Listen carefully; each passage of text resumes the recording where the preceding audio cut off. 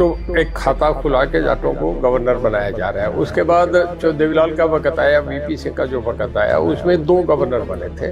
और मैंने देखा सतपाल मलिक ने भी एक ऐसे आरोप लगाए सरकार पे जो थोड़ा सा, जिससे जाट कौम पे जो जितना भरोसा किया जा रहा है।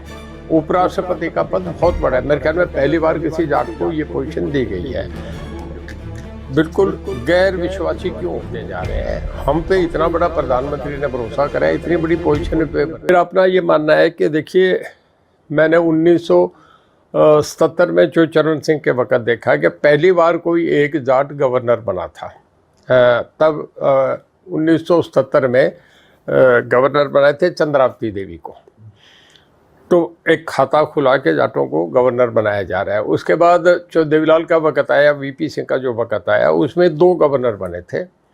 उसमें एक बने थे डॉक्टर संपूर्ण सिंह, दूसरे बने थे वीरेंद्र वर्मा जी जो उत्तर प्रदेश से हैं। 2 जाट गवर्नर बने।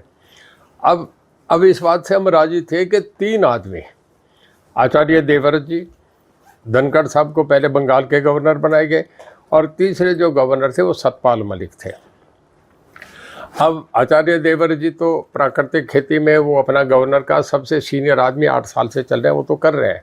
पर मैंने देखा सतपाल मलिक ने भी एक ऐसे आरोप लगाए सरकार पे जो थोड़ा सा, जिससे हम लोगों पे इतना भरोसा जो कर रहे हैं जो प्रधानमंत्री, उसको एक धक्का सा लगता नजर आया। कल जो इनका इस्तीफा हुआ है, देखिए मुझे कारण हो सकता है उनका स्वास्थ्य का कारण हो, पर उन्हें थोड़ा सा क्लियर करना चाहिए लोगों में, क्योंकि जाट कौम पे जो जितना भरोसा किया जा रहा है।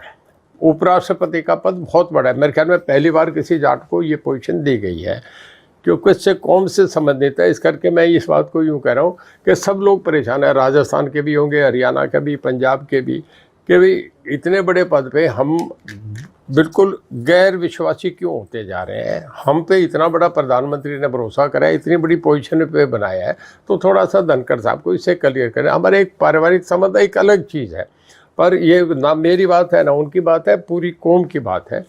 तो जो कौम पे भरोसा करा गया, उस भरोसे को हमें बहुत लोगों में उसे बनाए रखना चाहिए, कायम रखना चाहिए। हम वो कौम है, 1857 की जो क्रांति हुई थी, उसमें पहली जो चिंगारी उठी थी वो जाट रेजिमेंट ने उठाई थी 1857 में क्रांति में। ये रिकॉर्ड की बात कर रहा हूँ। अम्बाला से जो जाट रेजिमेंट ने सबसे पहले बगावत की थी, उसके बाद पूरे देश में क्रांति आई थी। तो जब इतना हम सब कर रहे हैं, बॉर्डर पे लड़ रहे हैं, मेडल जीत रहे हैं, उस कौम को सम्मान मिल रहा है, उस कौम को बनाए रखना चाहिए। मेरा यही है कि प्रधानमंत्री जी ने जितना भरोसा करा, उस भरोसे पे हमें कहीं भी विश्वास टूटना नहीं चाहिए। उस बात को थोड़ा सा क्लियर होकर लोगों में आनी चाहिए। आपका क्या मानना है कि उपराष्ट्रपति जी को अपने पद पर रहना चाहिए था? बिल्कुल रहना चाहिए था। जब उन्हें इसी के बनाया है तो बहुत बड़ी बात थी, हमारे लिए बहुत बड़े सम्मान की बात थी। और एक देश के प्रधानमंत्री का भी, उनका भी सम्मान होता है कि एक उपराष्ट्रपति बनाया। बीच में आज तक मैंने पहली बार देखा है कि किसी उपराष्ट्रपति राष्ट्रपति ने इस्तीफा दिया हो।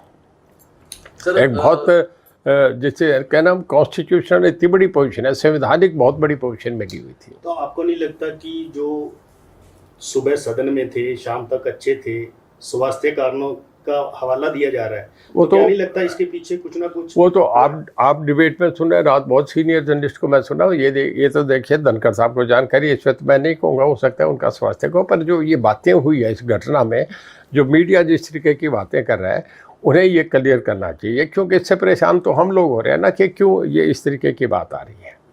उन्हें धनखड़ साहब भी बता पाएंगे इसमें क्या है।